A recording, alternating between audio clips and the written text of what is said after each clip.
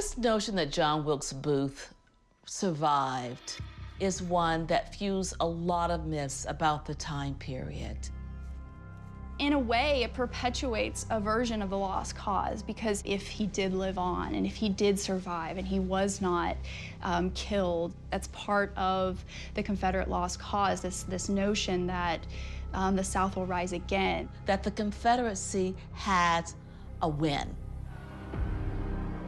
And so all of this is sort of out there and stirring the pot of whether or not John Wilkes Booth got away with it. We're getting to Texas or Oklahoma or any of the other places that people believe that he was. The notion that someone would show up in a small southern town or enclave where there was great Confederate sympathy and claim to be John Wilkes Booth makes sense, because that person would have the support, would seem like a movie star of sort. Some of the girls would line up, maybe sneak out their houses to see him, getting away with wooing girls and leaving town with babies behind.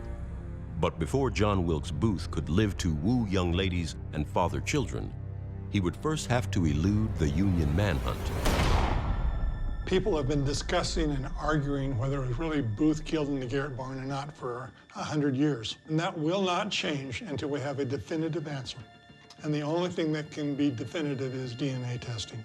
You could possibly test the vertebrae from the autopsy of John Wilkes Booth. You possibly could. If I could just get a little small sample of that and compare it to a direct descendant from the Booth family, I think they could discover whether that's really Booth or not. DNA testing the remains from Booth's autopsy aboard the Montauk would settle the issue.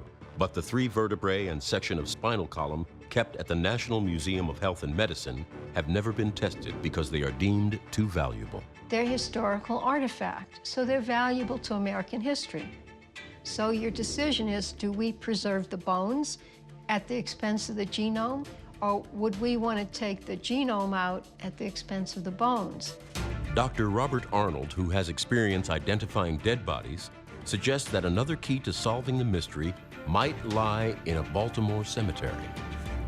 I would like for him to exhume John Wilkes Booth, examine the body, and use what's known as teleradiology, where they'd x-ray the skull in the same plane as a picture and match it. That's a very good way of identification. But there's another problem. The exact location of John Wilkes Booth's grave is also a mystery.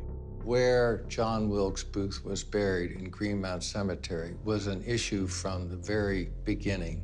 John Wilkes Booth's body, or the body of the man said to be Booth, was released by the government to the family in 1869, according to the documentary record. The body was brought to Greenmount on February 18, 1869, and interred in February or March of that year. For several months, it was stored in the undertaker's own family crypt. It wasn't until June 13, 1869, that Marion Booth actually purchased the lot in Greenmount Cemetery. Just 13 days later, on June 26, 1869, there was indeed the burial of John Wilkes Booth's body in the Booth plot somewhere. Somewhere, but where exactly? In 1995, Frank Gorman represented Greenmount Cemetery in a case brought by Booth family members to exhume Booth's body and determine if it's really their infamous relative buried there.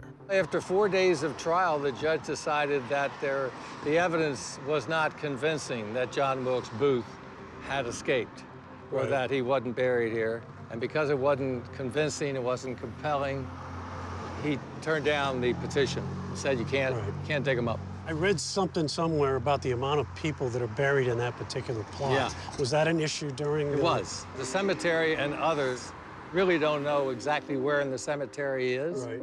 Approximately 10 or more Booth family members are buried in that plot.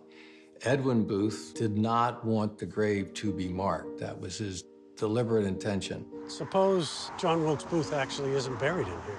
I'll answer that, but only with the clear premise that I believe he is. So I don't accept your premise. But if John Wilkes Booth's not in here, I think that would be a terrible thing to happen It would, and to this country at this time especially, it would glorify Booth and kind of diminish a horrible thing that he did and give some kind of aid and comfort to elements of the country who see Booth as a hero. Right. And you think of President Lincoln, probably the most admired, certainly the one or two most admired presidents, would have the end of his story kind of upset.